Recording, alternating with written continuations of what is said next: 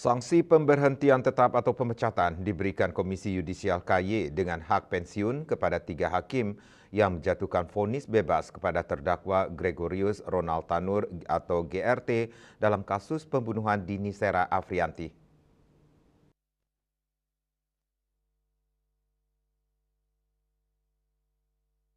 Tiga hakim yang diberi sanksi itu Erin Tuah Damanik, Mangapul, dan Heru Hanindyo. Anggota Komisi Yudisial RI dan Ketua Bidang Pengawasan Hakim dan Investigasi, Joko Sasmito mengatakan ketiganya terbukti melanggar kode etik pedoman dan perilaku hakim KEPPH. Joko menjelaskan sidang pleno itu dilaksanakan pada Senin ini, tepat sebelum KY mengikuti rapat bersama DPR RI. Rapat pleno putusan pemecatan terhadap 3 hakim itu diikuti oleh semua anggota KY yang berjumlah 7 orang.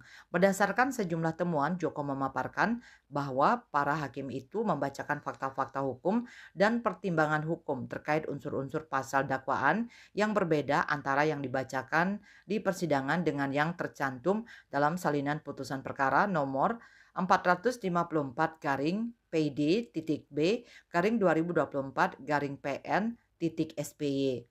Kemudian para hakim tersebut juga membacakan pertimbangan hukum tentang penyebab kematian korban Dini Sera Afrianti yang berbeda dengan hasil visum et repertum serta keterangan saksi ahli Dr. Reni Sumino dari RSUD Dr. Sutomo. Selain itu, menurutnya para hakim tidak pernah mempertimbangkan, menyinggung dan atau memberikan penilaian tentang barang bukti berupa CCTV di area parkir basement Landmark Mall yang diajukan oleh penuntut umum dalam sidang pembacaan putusan.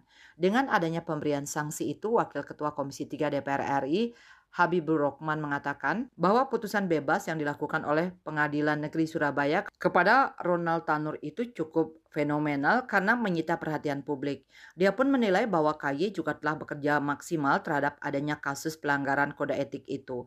Namun dia ingin semestinya KY menjatuhkan pemberhentian tetap tanpa hak pensiun. Bali Post melaporkan.